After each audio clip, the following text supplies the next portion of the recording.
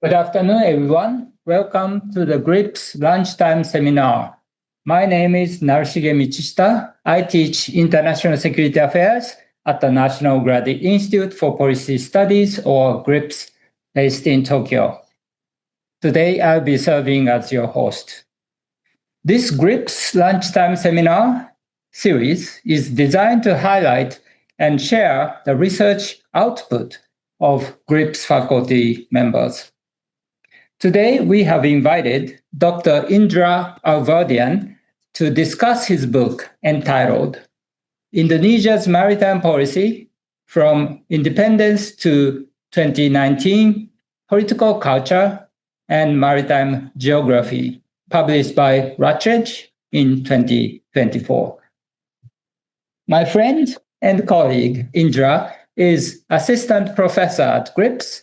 Previously, he was a lecturer at President University in Indonesia.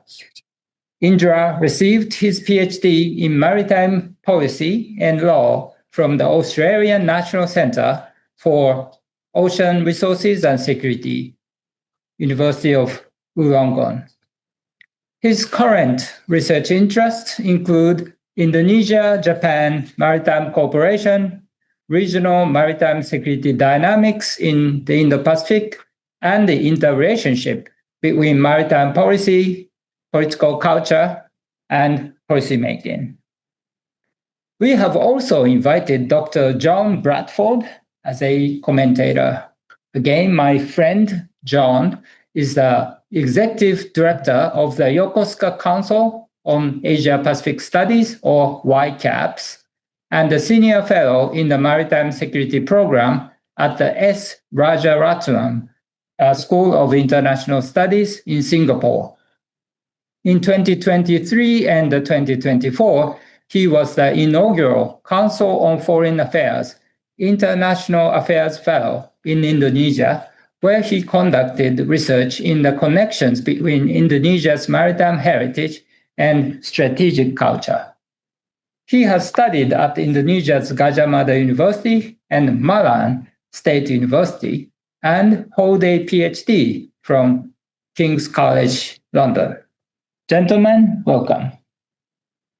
First of all, Indra, let me briefly ask yourself, where are you from and what do you do at GRIPS? Thank you, Michi. I'm originally from West Sumatra, a town called Sawalunto, Sijunjung. It's about 3 hours drive from Padang in West Sumatra. And now I'm currently an assistant professor at the Maritime Safety and Security Policy Program.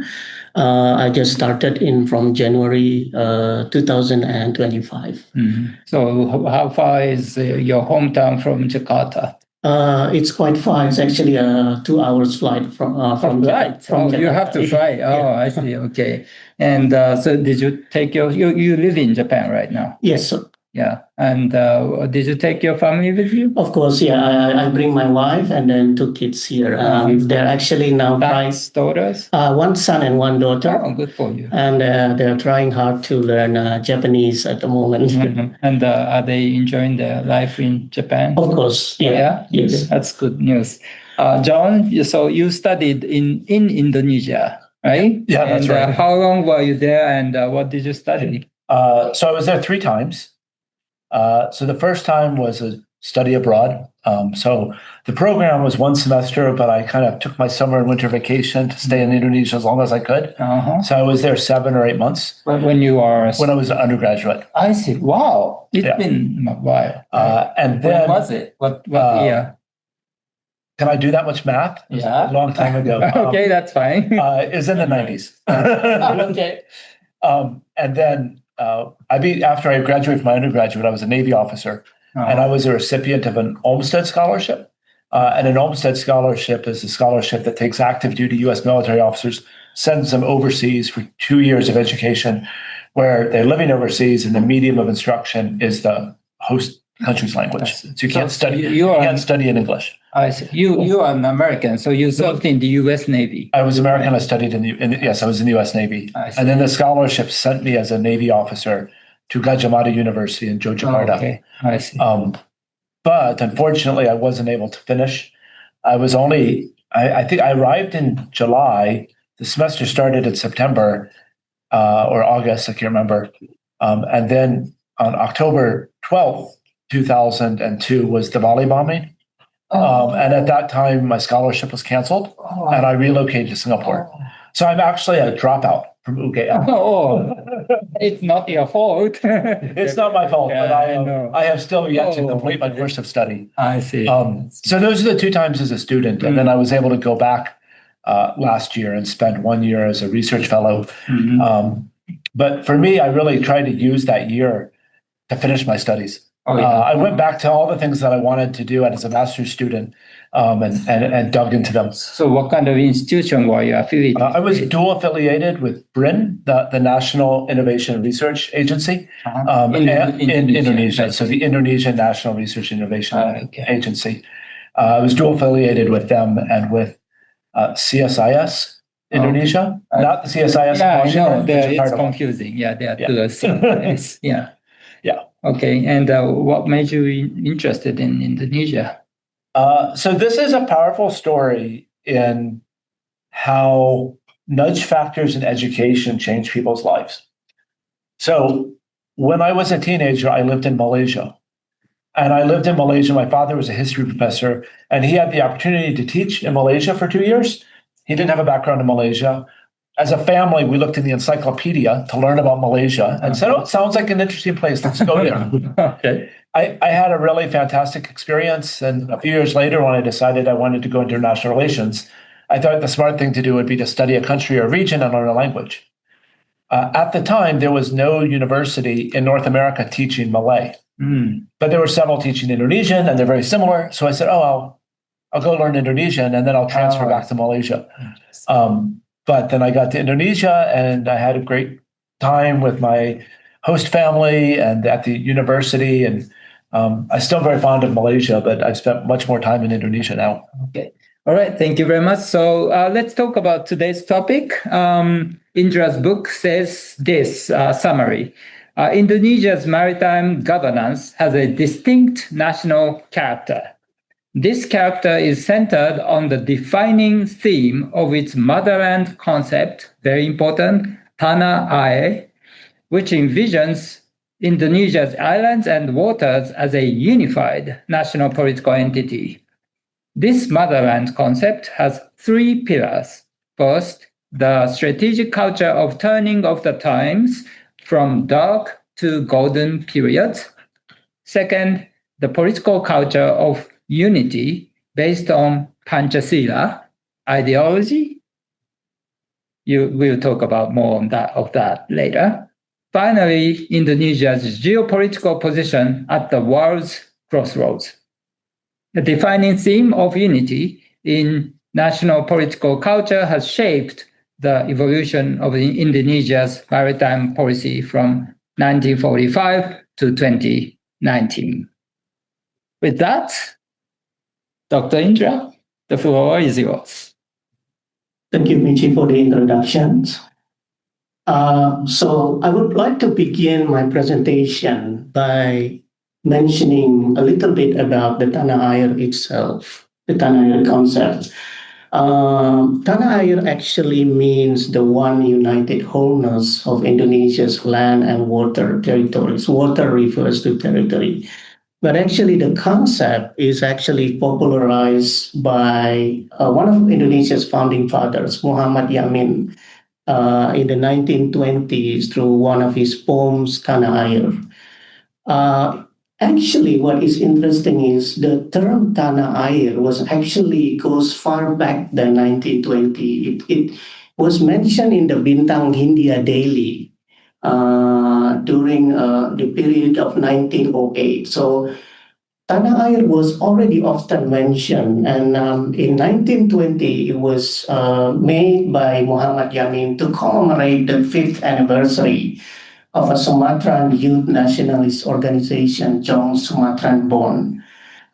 We can see stories about Jong Sumatran Bond in a lot of articles. One is from Hans Mier on Jong Sumatra Bond and its image of the nations. But what is interesting about the Tanah-Air concept is that it's the theme of unity transcends ethnic nationalism to a concept of nationhood in Indonesia. For instance, the Jong Java talks about nationalism, talk about unity. The Jong Celebes talks about the unity of the Sulawesi people. So after the 1928 Youth Pledge, it was accepted, and it was accepted as one of the pillars of the 1928 Youth Pledge. So what shaped the Tanah-Air concept? I call this the three pillars of the Tanah-Air concept. One is the strategic culture of turning from dark to golden period, or what I call is Cakra Manggilingan. The second one is the political culture of unity, Persatuan Nasional, exemplified by the Pancasila ideology. And the last one is the geopolitical position of posisi silang dunia, or world crossroad position. So when before Indonesia declared independence, there was a series of meetings conducted by Indonesian founding fathers. It's called the Preparatory Committee for the preparation of Indonesia's independence. Indonesia's founding fathers such as Sukarno and Yamin at that time needed a reference of what would be the ideal form of the new nation during that time. So during those periods, for instance, if we go back to Yamin's book, Sumpah Indonesia Raya, both Sukarno and Yamin talks a lot about the turning of the wheel, or the changing of the times from the dark to golden periods. And this is very important because this is, in my opinion, the starting point of where the Javanese political tradition, norms, and values have continued to have enduring influence of Indonesian maritime policy up until today. So chakra comes from the word chokro, which means wheel. Manggilingan means the turning of the wheels. So the Javanese believe in the three seasons, or the Triwikarma, which is the dark period, the present period, and the golden period. So at that time, what should they refer to? They should refer, interestingly, to the golden days of the Sriwijaya and Majapahit kingdoms, which was also maritime kingdoms during that time.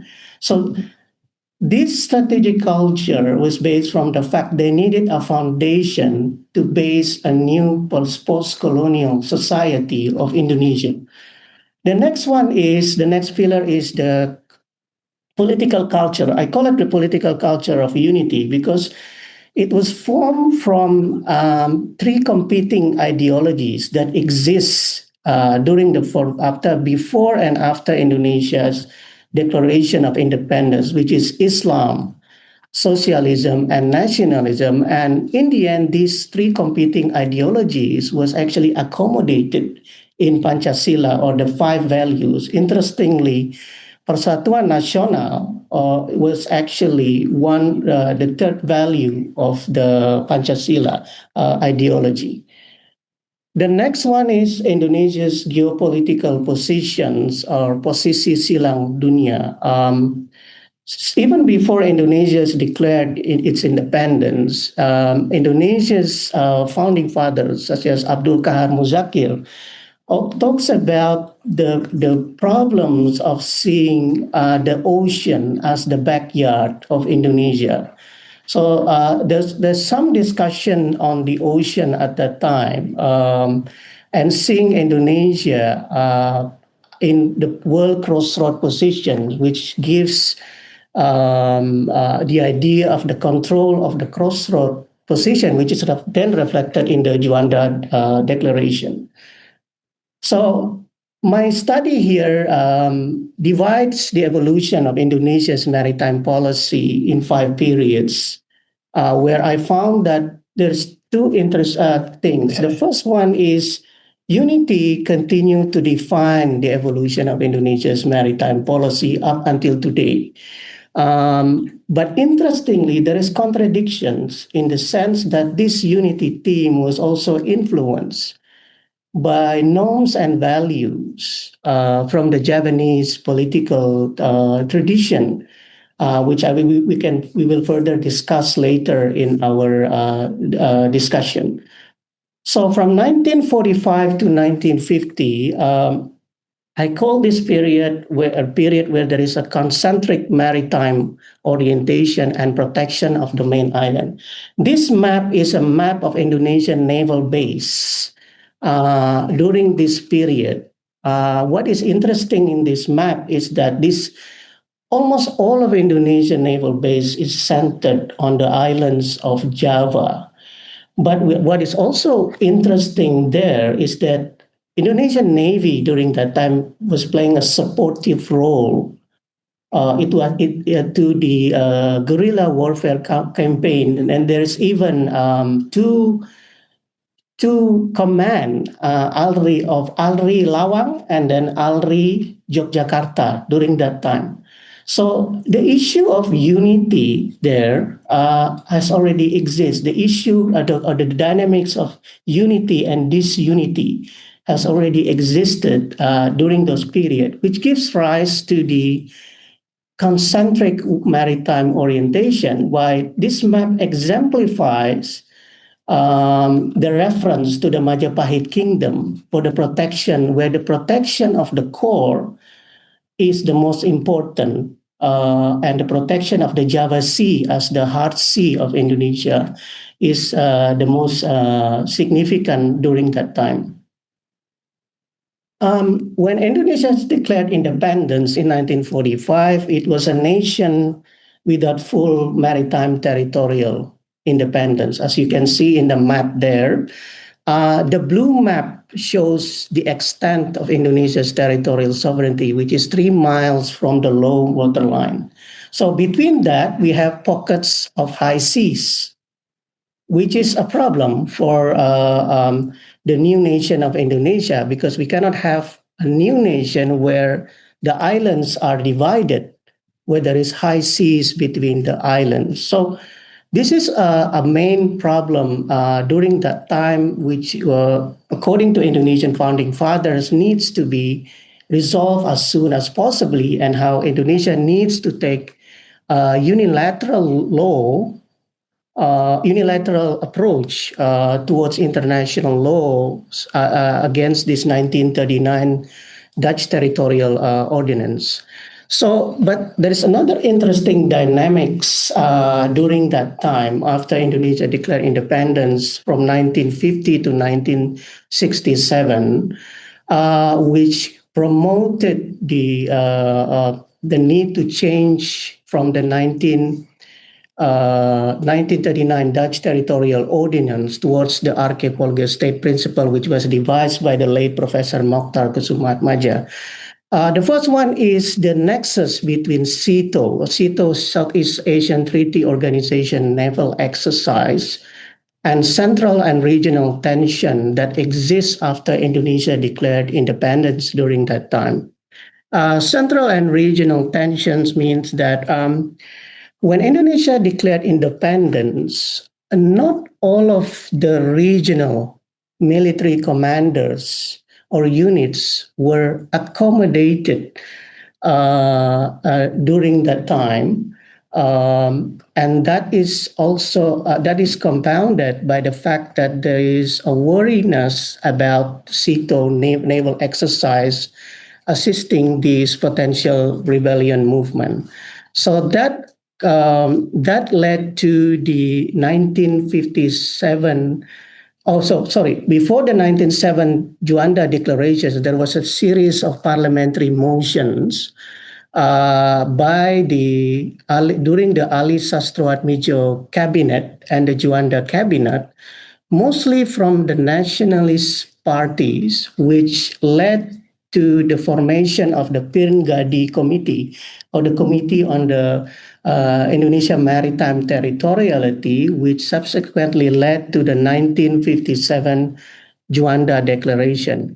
What is interesting about the Juanda Declaration, if we refer to the previous map, is that the high seas that we previously see in this map becomes internal waters of the Republic of Indonesia during that time. So I move on to the next period, and where there is a continuity of this unity theme from the period of 1967 to 1998. The archipelago state concept, which is a territorial concept derived from the Tanah-Air philosophy, becomes archipelago outlook or wawasan Nusantara, which is the unity of Indonesia's archipelago as one defense, social security, and economic unit. But all of these dynamics are also related to unity. The birth of the archipelago outlook was actually born from a series of seminars in 1966 and 1967 held by the Indonesian Ministry of Defense, which in that time there was a consideration that there is a need so that all of these doctrines of Indonesia's three service needs to be integrated as one united doctrine called Catur Dharma Eka doctrine, and integrated also into the New Order national political strategy, which emphasized on unity and stability and order. Interestingly, also based from this Javanese philosophy of Tata Tentram Kertara Harja, stability and order. And in addition to that, how the unity theme was also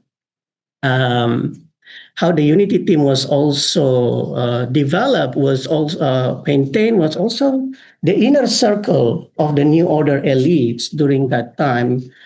Also actually has talks about maritime. For instance, Ali Murtopo, one of the closest confidant of President Suharto, talks about aquaculture when he said there is a need to have a balanced relationship between terra culture and aquaculture. Beni Murdani talks about stability in depth, where the first concentric was actually the protection of Indonesia's choke points. So when we talk about the archipelagic outlook, remnants and attachment of the Javanese political culture, norms, and traditions still exist. And this is some of the example. General TB Simatupang, in his book Pelopor Dalam Perang, Pelopor Dalam Damai, one of Indonesia's leading strategic thinkers on military affairs, began his book with saying, Sirna hilang kertaning bumi. Sirna hilang kertaning bumi refers to the fall of Majapahit. So this relates to the theme or the dynamics of unity and disunity, and the unity theme which must be maintained. And actually, interestingly, one of Indonesia's earliest ship was actually named Gajah Mada. Gajah Mada refers to a commander within the Indonesian, within the Majapahit kingdom, who has united most of the Indonesian or the 8 regions of Nusantara of Indonesia. I move on to the period of 1999 to 2024, which is the Reformation era. This is interesting in the sense that after the fall of Suharto, there is a lot of call for regional autonomy in all parts of Indonesia. And then this period also brings up old wounds in the sense there is a resurgence of separatist movement in some parts of Indonesia. But interestingly, the nationalist parties during these periods uses this theme of Tanah-Air and unity to bring up a sense of one united wholeness as a nation of Indonesia, particularly reinvigorating the idea of Sukarno's berdikari, which means Indonesia standing in its own 2 feet on economics, socioculture, and security issues. And this is why this Tanah-Air team or the unit team is revived, because actually what is interesting in this period is that, for instance, late President Abdurrahman Wahid during this period has established the Department of Ocean Exploration. So actually this has to be related to the need for resurging of the unity during that time. So from 2005 to 2019, I put this as towards Indonesia as a maritime nation, in line with this vision of returning to the golden age of Indonesia. But what is interesting here is actually within the unity team, the Javanese political philosophy, norms, and tradition still exists. As an illustration of the centrality of the Tanah-Air team, you will find it in the 2017 Indonesian Ocean Policy document. The first paragraph of the document talks about Tanah-Air.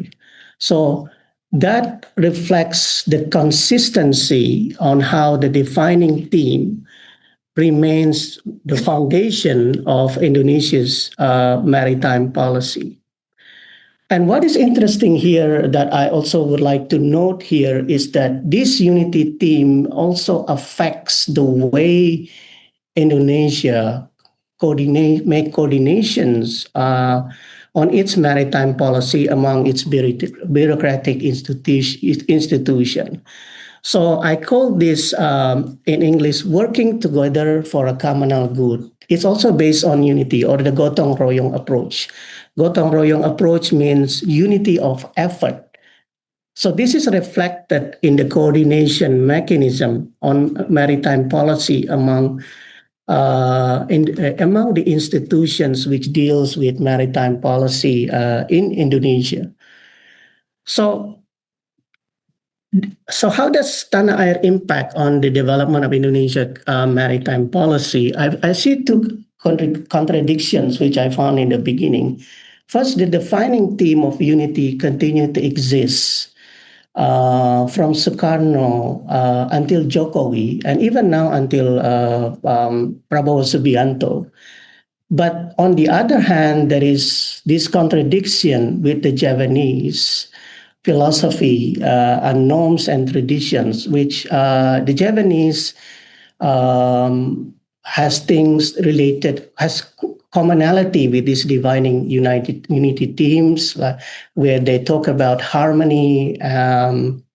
They talk about which is all related to the concept of unity. So that ends my presentations. I will just try to make this a quick presentation so we can have a discussion on this Tanah-Air concept and the evolution of Indonesia's maritime policy.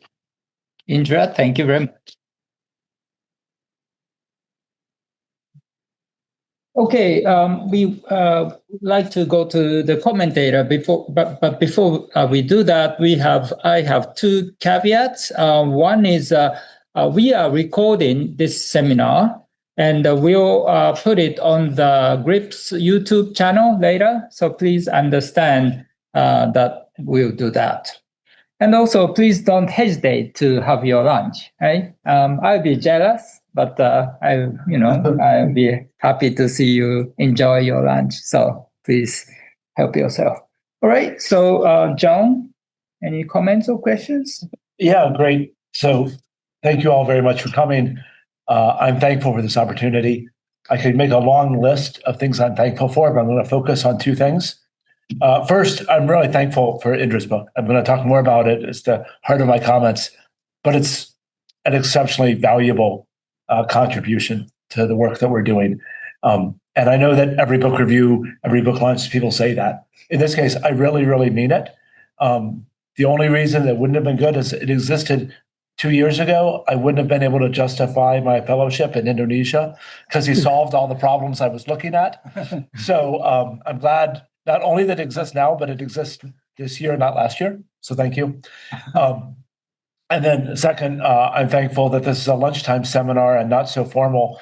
So I was able to wear my batik shirt today, which seems casual for Tokyo, but also recognize it's 33 degrees in Tokyo today. It's only 30 in Jakarta. So for all of you online, be glad that it's cool there for you joining us from Indonesia. But I'd like to really focus on why this book is so useful and important. So first of all, I don't know of any other work that is as thorough as this at empirically documenting the history of these issues.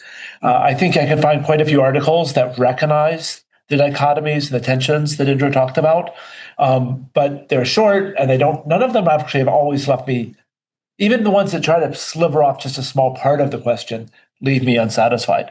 This one's much more satisfying because it's book length, because he's done a lot of research, because of the empirical data that's brought together. I haven't read the entire book, but the parts that I've read make me really excited. And all these questions that I have swirling around in my head, flipping through it, I can see the answer on these pages here and there. So thank you very much for that.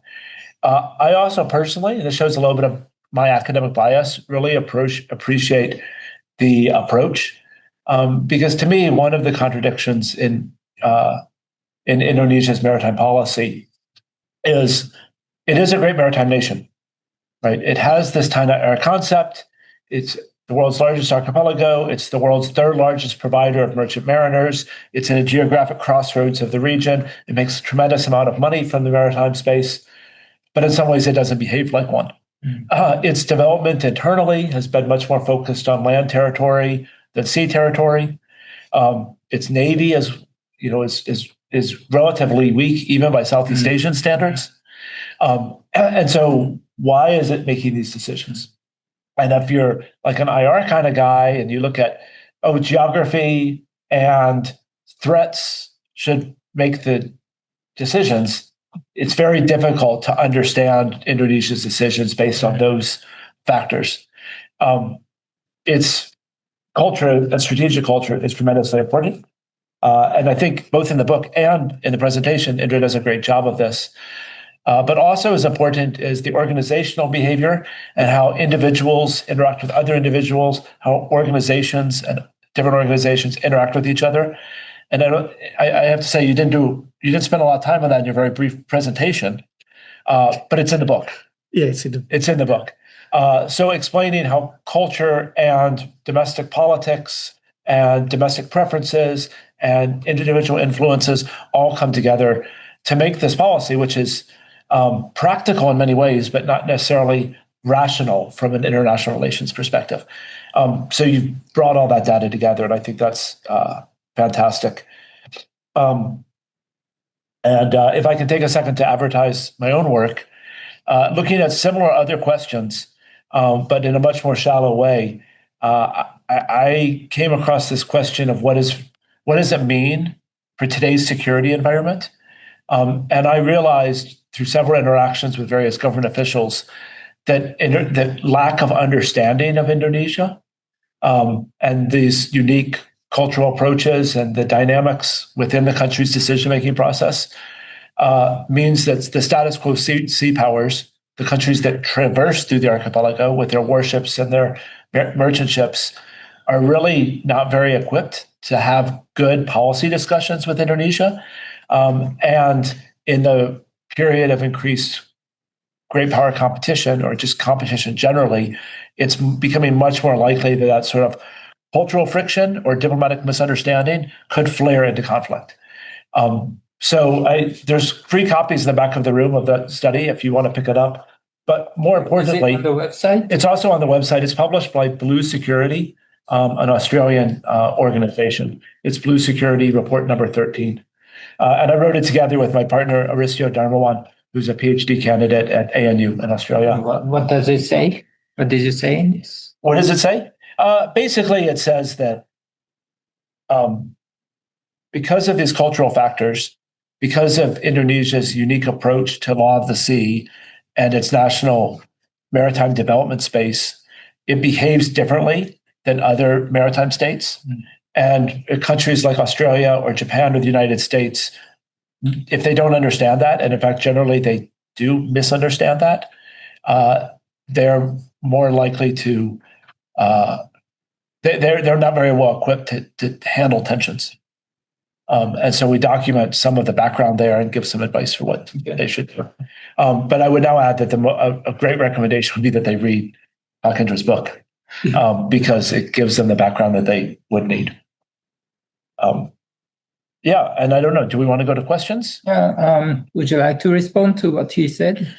Yeah, thank you, John, for your comments. Yeah, I've noted one or several comments from John regarding the political culture. I guess I reaffirm one of the reasons why I wrote this book was actually I found out there's a curiosity in my mind because a lot of the study on Indonesia focus specifically on maritime law dimension, but I found that there must be something really foundation which affects this maritime policy. So this is just, by the way, this is just a preliminary study on the interrelationship between Indonesia's political culture and its maritime policy, because I found here, as John was relating to Indonesia's distinct ways, political culture is important in the sense that the way the Javanese sees things in terms of decision-making process is not the fact because all of Indonesia's presidents are Javanese. That's not the case. But the way this Javanese political culture affects Indonesia's bureaucracies, in particular, how it affects how the management of Indonesia's maritime policy. And as John was mentioning about Indonesian Navy, the minimal role, and I think based on my book, I have mentioned a little bit about that is why historically there is a minimal role of the Indonesian Navy. As I was in the beginning, it was two commands, one in Lawang and one in Yogyakarta. So this is related in regards to John's comment, the necessity of the time. In my opinion, the Indonesian founding fathers needed to put unity as the defining theme during that time. Although this may have implications, including maybe perhaps on how Indonesian Navy is, for instance, is projected as the leading service in the Indonesian armed forces. So what happens in those early periods, for instance, the establishment of Komisi Reorganisasi ALRI, or the Commission for the Reorganization of Indonesian Navy, has implications years ahead towards how Indonesia, for instance, as an archipelago country, develop a credible naval capability. So thank you, John, for your insightful comment. I really appreciate it. And this is, by the way, a preliminary study. So this is, of course, in my study, there are bits and pieces there where the Javanese political culture and norms is not clearly highlighted. But I hope this may be an introduction to further study on the interrelationship between Indonesia's political culture and its maritime policy. All right, thank you very much. So let's open the floor for Q&A and comments. So please, if you have any questions or comments, please raise your hand, identify yourself, and say what you want to say. Yeah, gentleman in the front, over there. Yeah. Good afternoon.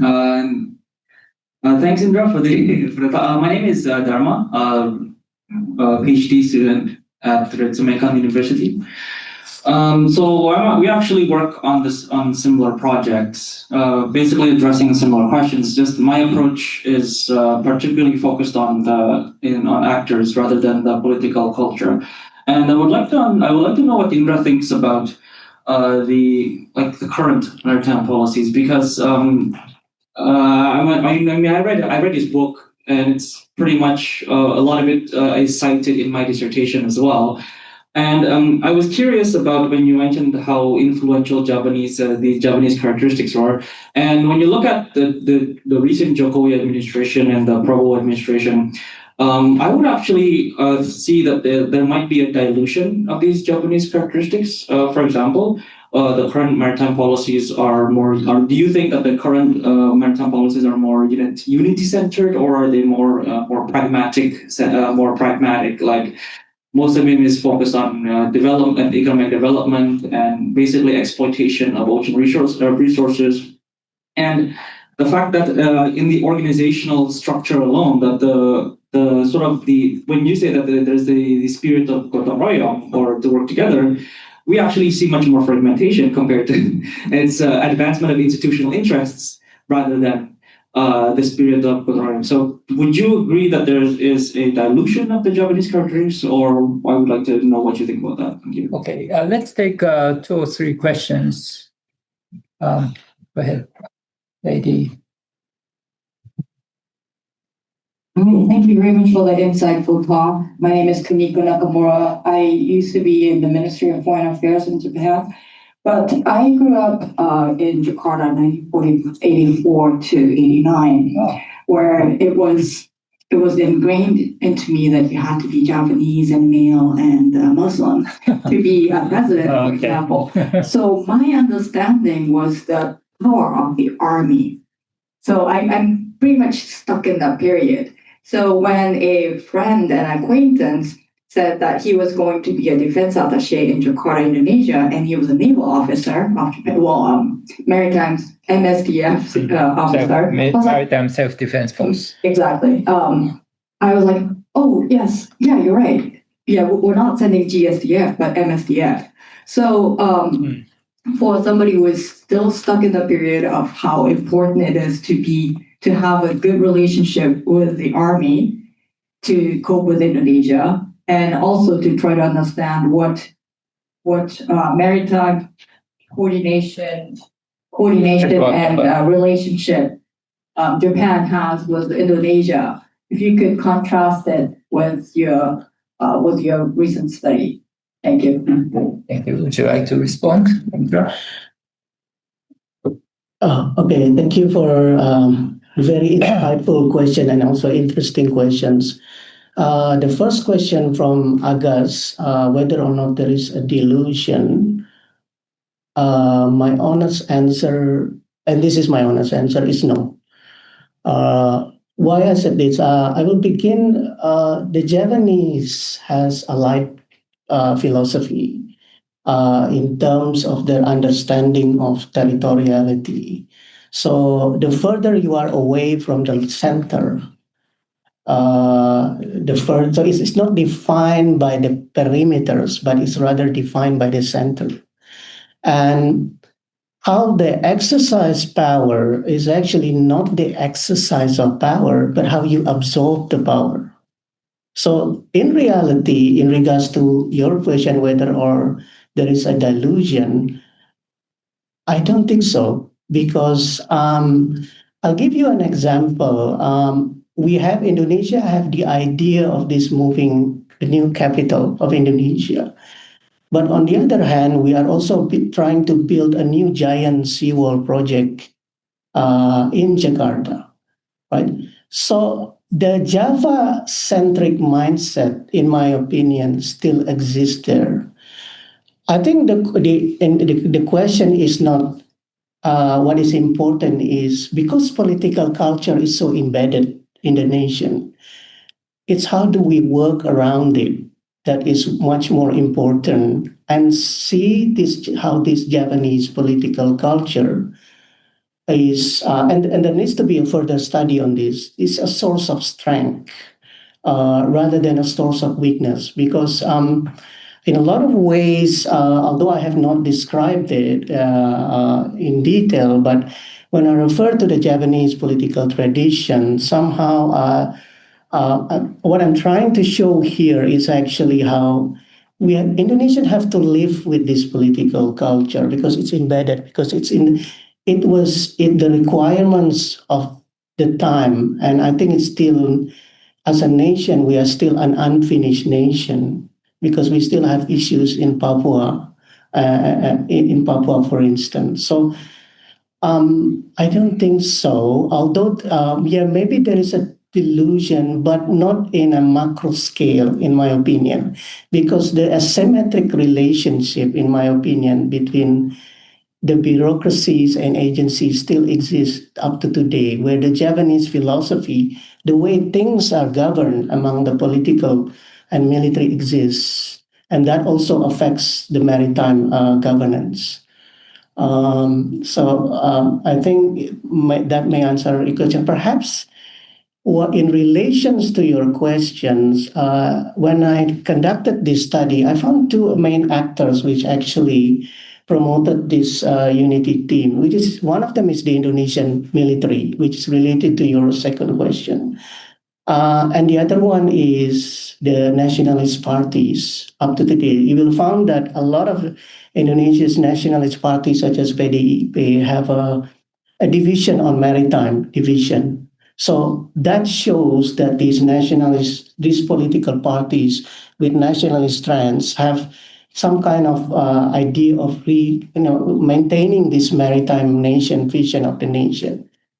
But related to the second question, when I move to the second question, it's also an interesting question. So during my study, yes, the Indonesian military, what I did find was what they did good and they did best. From the generation 28 of Indonesian military elites, the Sudirman's groups, and then towards generation 45, TBC Matupang, and subsequent generation, they were able to instill in their junior officers the centrality of this unity team in the education system of the Indonesian military. So it's when I conducted this research, I found that the military kept this idea of unity alive, because I would say that they are, in my opinion, the guardian of the national unity. And this is derived from what I was mentioning before, because of their own experience. During the early years, in my opinion, when Indonesia declared independence, not a lot of Indonesian militia movement in other parts of Indonesia were actually accommodated. And this was related to the reorganization of the Indonesian armed forces during those times, where a lot of the units in the outer areas of Indonesia were actually merged. For instance, some of the naval units were merged into Diponegoro Command. Some of the naval units were merged into the Diponegoro Command. So that legacy continues up until today. So in my opinion, so related to your question, yes, it's true. It's the military. It's the military which I think for a good reason, because we were a nation divided by an archipelago geography, different ethnicities. We needed something to unite the nation.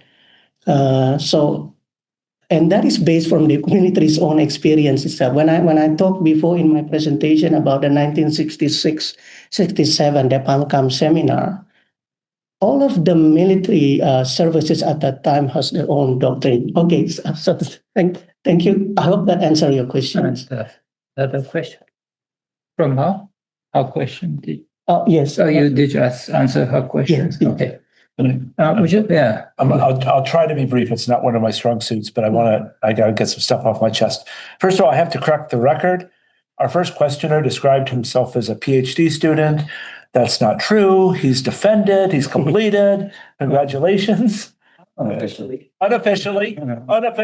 So off the record, as recorded. But congratulations. I just wanted to say quickly that, in my view, the recent policies such as Maritime, POROS, the Global Maritime Fulcrum, actually illustrates Pakindra's point about how strong Java-centricness is in unity. Whether this is a unity which is bringing everything together or a unity which is a unity that surrounds a Javanese core. Because if you look at Speak into them. sorry, if you look at the first, if you look at Pak Joko Widodo's maritime fulcrum approach at his campaign for presidency the first time around, it was a maritime approach that connected all these islands, and it focused a lot on development in external areas and a lot on focusing on maritime heritage. And I think that to a great extent, the reason that sort of disappeared from the discourse and became less centralized is when he came to have to govern, he had to deal with a lot of Javanese, and he had to deal with a lot of votes and a lot of money from Java and Bali and South Sumatra, the places where all the people and all the money are.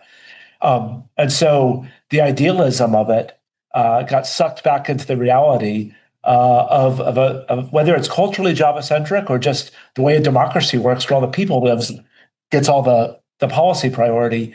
It's the Java-centricness of it is what sort of eroded that maritime fulcrum. Thank you very much. Is there any other question? If not, there is. Oh, go ahead, please.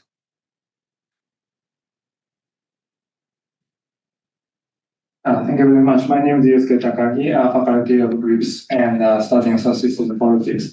So my question is about the relationship between Tanah-Air concept and the Japanese culture, which actually I'm not yet understand clearly, because the strength of Indonesian nationalism is a non-ethnic kind of nature of the nationalism. So Bahasa Indonesia is not Japanese. So the more you emphasize Japanese culture, it looks like it's like a denationalized, or maybe you are departing from the kind of voice of the so-called nationalist fathers of Indonesia. So how do you see the kind of tension between Tanah-Air and the Japanese culture? That's a very good question, Professor Takagi-sensei. Yeah. So actually, if I have to relate back, when the Indonesian youth nationalism movement has this unity theme, and then they all merge into a single youth organization, right?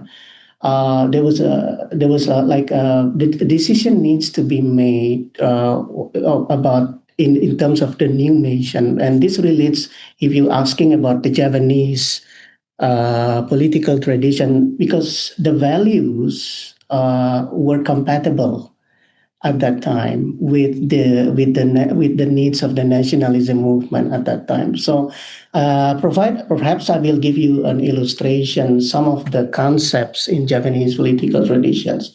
There is tata tentram kertara harja, stability and order, rukun, manunggaling kawula gusti, so the unity between the ruler and the ruled. So all of these were required to bring up these commonalities between the Javanese political tradition and the new nation of Indonesia, which must be based on unity. So in relation to your questions, it's a very good question. Why Javanese? Because it's the most compatible during that time.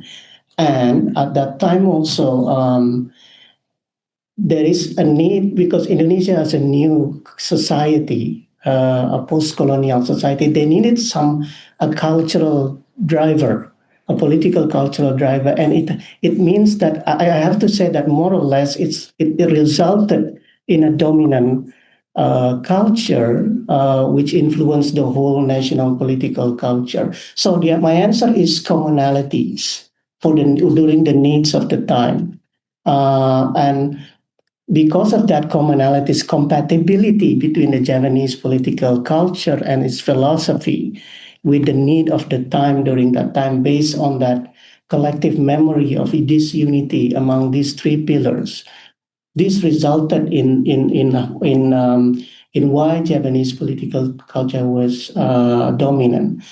The second is actually when I said that all of Indonesia's president was Japanese, that also helps the Japanese political culture in the sense that because all of Indonesia's presidents are from Japanese, they more or less see the utility of these Japanese political values in relations to this distinct maritime governance. So there is some degree of commonalities. Although in Sulawesi, Jong Celebes also has Sulawesi Bersatu, but it's more dominant Javanese. A lot of these norms and values in Javanese political tradition are related to this unity theme, and that helps in the sense because governance bureaucracy needs to be managed with a distinct style. And that is why I think there is an infusion of Javanese political tradition and philosophy. Professor Takagi. Okay, thank you very much. There is one question. Let's take one question, and it's going to be the last question. Mr. Guido Beni asked this question. Can you explain more in depth on the policies of each Indonesian president on maritime policy? And can you show the last slide?